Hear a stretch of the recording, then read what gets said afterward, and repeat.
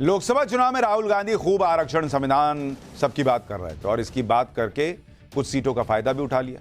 लेकिन राजनीति में हर बार ऐसी स्टंटबाजी नहीं चल सकती। झूठ और भ्रम की राजनीति से जो दूसरों के लिए गड्ढा खोदता है, कभी ना कभी उस गड्ढे में वो खुद गिरता है।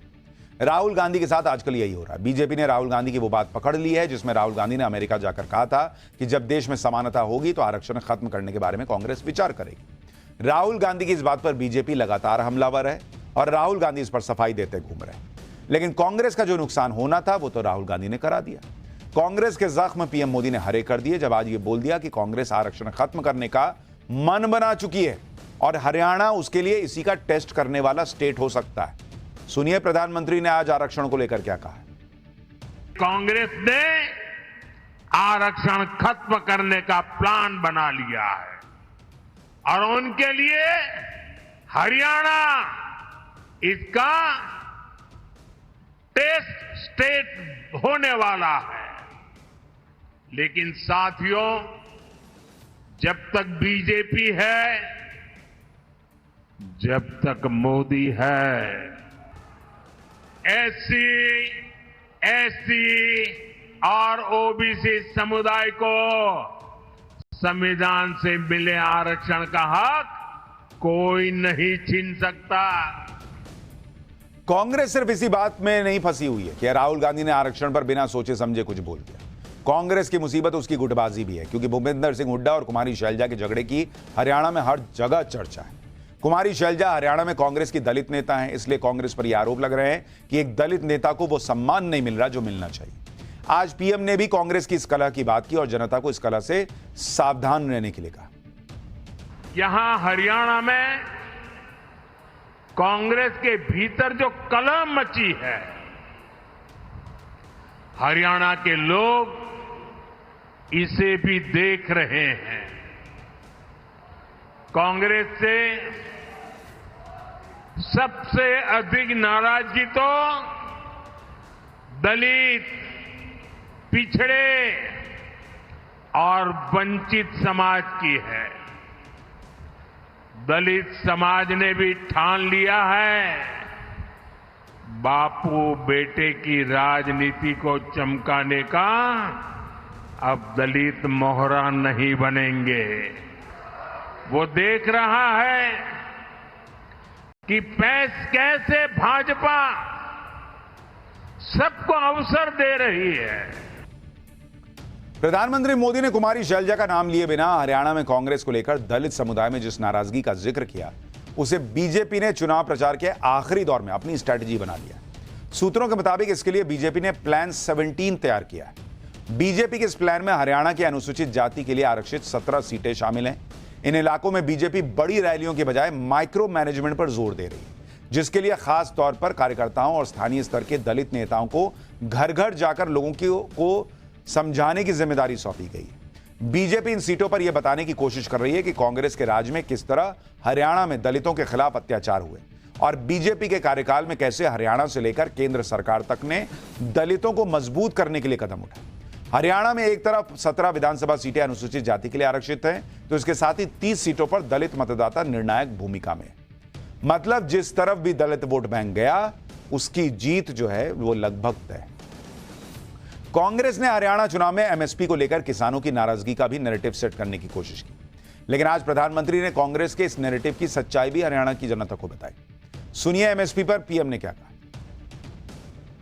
आज कांग्रेस यहां एमएसपी को लेकर बड़ी बड़ी बातें कर रही है, लेकिन कांग्रेस की सरकार यहां सिर्फ 3-4 फसलों पर एमएसपी देती थी। वो दिन जरा याद करिए, जबकि भाजपा सरकार 24 फसलों की खरीद एमएसपी पर कर रही है। पिछले 8 सीजन में एमएसपी के रूप में यहां के लाखों किसानों को 1,10,000 करोड़ रुपए से भी अधिक मेरे किसानों के खातों में गए हैं, उनको मिले हैं। यानी एक तरफ बीजेपी ने हरियाणा में कांग्रेस की कमजोरियों की पूरी लिस्ट तैयार की है, दूसरी तरफ बीजेपी अपनी कमजोरी का भी इलाज करने में जुटी है। वोटिंग के एक हफ्ते पहले बीजेपी ने अपने बागी नेताओं पर बड़ा एक्शन लिया। बीजेपी ने 8 नेताओं को 6 साल के लिए पार्टी से निकाल दिया है।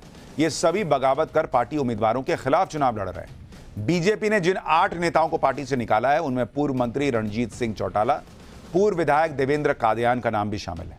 नायब सिंह सैनी सरकार में मंत्री रहे रणजीत सिंह चौटाला को टिकट नहीं मिला था, जिसके बाद उन्होंने रनिया सीट से निर्दलीय कैंडिडेट के तौर पर चुनाव लड़ने का फैसला किया।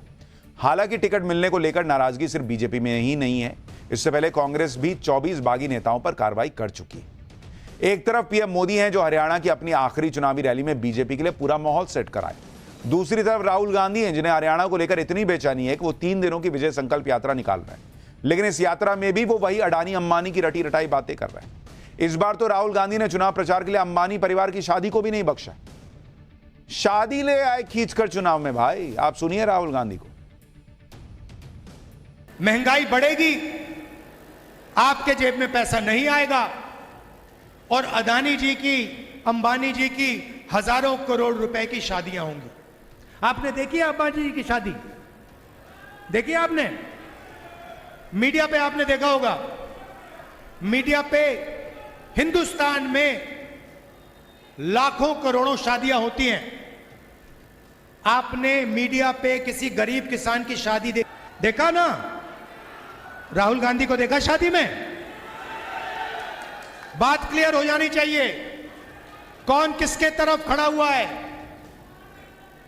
बात क्लियर हो जानी चाहिए। यानी अब लोगों को समझ में आ रहा कि राहुल गांधी इसीलिए शायद इस शादी में नहीं गए हों, क्योंकि कांग्रेस के दूसरे नेता तो गए थे, लेकिन राहुल गांधी को बाहर जाकर पब्लिक को बताना था कि मैं तो गया नहीं अंबानी जी की शादी में।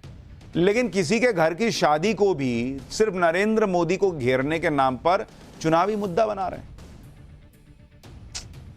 आप यह भी देखिए कि राहुल गांधी की विजय संकल्प यात्रा के बीच आज कांग्रेस को बड़ा झटका लगा। पूर्व सीएम भूपेंद्र सिंह हुड्डा के करीबी कांग्रेस कैंडिडेट धर्म सिंह छौक्कर पर गिरफ्तारी की तलवार लटक रही है। धर्म सिंह छौक्कर समालखा सीट से विधायक है और इसी सीट से चुनाव लड़ रहा है। पंजाब और हरियाणा हाईकोर्ट ने छौक्कर को कल तक सरेंडर करने का वक्त दिया है। अगर वो सरेंडर नहीं करते तो पुलिस उन्हें गिरफ्तार कर लेगी। आरोप है कि छौक्कर के खिलाफ कोर्ट से गैर जमानती वारंट जारी है। इसके बावजूद वो खुलेआम चुनाव प्रचार कर रहे हैं, जबकि उनकी अग्रिम जमानत याचिका भी खारिज हो चुकी है। हरियाणा में तो टक्कर बीजेपी और कांग्रेस के बीच में नजर आ रही है, लेकिन जम्मू कश्मीर में मुकाबला बीजेपी और इंडी गठबंधन के बीच है। हालांकि चुनावी नतीजों के से पहले के टेस्ट में प्रधानमंत्री मोदी ने बाजी मारी थी, क्योंकि आर्टिकल 370 हटाए जाने के बाद यह जम्मू कश्मीर का पहला चुनाव है। जिस तरह बाकी चरणों की तरह आखिरी चरण में भी भर भर के वोटिंग हुई है, उसने साफ कर दिया है कि नरेंद्र मोदी ने कश्मीर को ऐसी स्थिति में तो पहुंचा दिया है कि लोग बिना डरे वोट डालने के लिए घरों से तो निकल रहे हैं। 18 सितंबर को पहला चरण था, 61% से ज्यादा वोटिंग हुई। दूसरे चरण में 57% से ज्यादा वोटिंग हुई और जो तीसरा चरण जिसमें 40 विधानसभा सीटें थी, उसमें तो 67% से ज्यादा वोटिंग की खबर है।